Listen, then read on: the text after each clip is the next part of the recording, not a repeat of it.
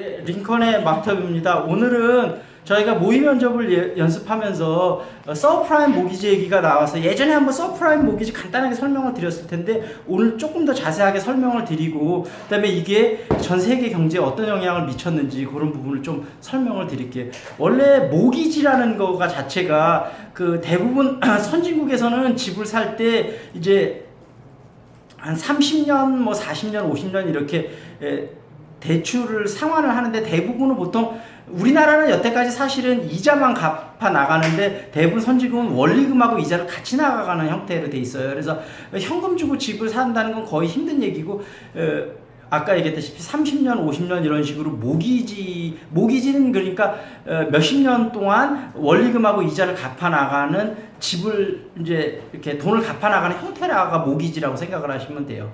그러면 모기지가 이제 프라임 모기지가 있고 서브프라임이 있는데 그게 무슨 뜻이냐면 프라임은 우수하다 그런 뜻이잖아요. 옛날에 영어 사전 중에서도 프라임 사전이 있었는데 그래서 프라임 모기지라는 건 직업이 좀 안정성 있고 이렇게 뭐라 그럴까 주급이 좀 많은 사람들 있는 사람은 프라임 모기지라고 그러고 서프라임 모기지는 일용직이라든지 직업의 안정도가 좀 떨어지는 사람을 서프라임 모기지라고 그래요. 그러니까 이거는 좀 돈이 뛸 염려가 좀 더 많은 거죠. 직업이 좀 불안정하니까. 그걸 이제 우리가 서프라임 모기지라고 그러는데 이게 문제가 됐었던 게 뭐냐면 미국이 여태까지는 사실 미국이 이제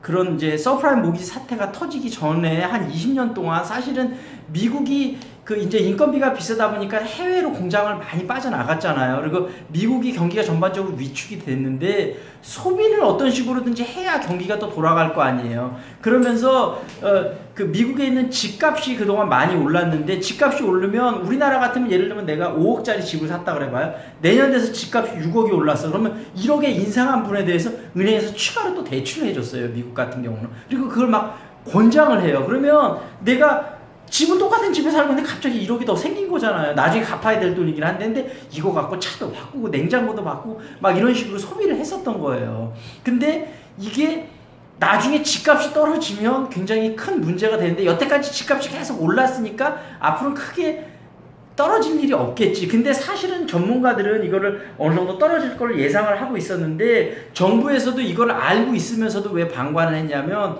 안 그러면 미국 경제가 너무 위축이 되는 거예요. 왜냐하면 해외로 공장은 다 나갔지 뭔가 수입은 있어야지 소비가 돼야 되는데 당장 그런 걸 만들기는 힘들지. 그러니까 어떻게 보면 국가에서 빚을 조장했다고도 볼 수 있죠. 근데 이제 이렇게 됐는데 월가에서 또 어떤 것들이 있었냐면 사실은 아까 얘기했다시피 이게 이렇게 언젠가는 문제가 될 거란 걸 알고 있었잖아요. 근데 그 중에 한 명이 이런 걸 한 거예요.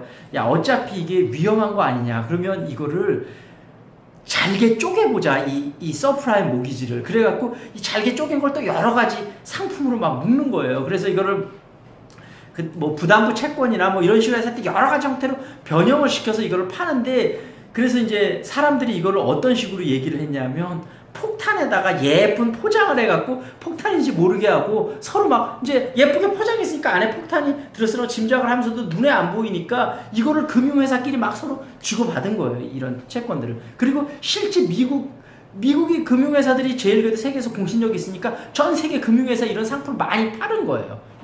근데 이제 상품이 너무 막 복잡하게 얽히고 설켜갖고 이 상품의 실제가 어떤지는 아무도 모르는 거예요. 얼마나 위험성이 있는지 그런 거를 정확하게 파악도 안 되면서 이 상품을 금융회사들끼리 서로 막 주고받고 팔고 이런 거예요.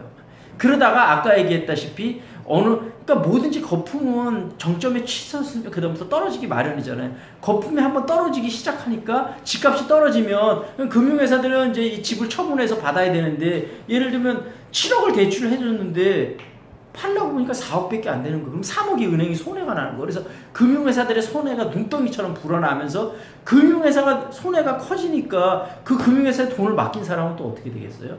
같이 손해를 입겠죠. 이래서 이 미국에서 시작된 경제 위기가 예전에는 경제 위기가 중심부는 아니고 주변국들이었었거든요. 근데 이거는 미국에서 시작됐으니까 그 잡히키는 영향가 세계적으로 엄청 났었던 거죠. 그래서 일단 서프라임 모기지가 뭔지를 좀 아셨으니까 조금 더 조사를 해보세요. 그럼 제가 다음에는 서프라임 모기지가 구체적으로 어떻게 미국 경제에 영향을 미쳤고 세계 경제에는 어떤 영향을 미쳤고 우리나라 회사들은 그럼 이런 걸 해서 어떤 위기들이 있었고 그걸 통해서 배운 점은 무엇인지 이런 여러 가지 또 부분에 대해서 좀 설명을 해드릴 테니까 일단 오늘 서프라임 모기지의 기본을 아셨으니까 나머지 부분에 대해서 좀 더 그렇게 해오시면 좋을 것 같아요.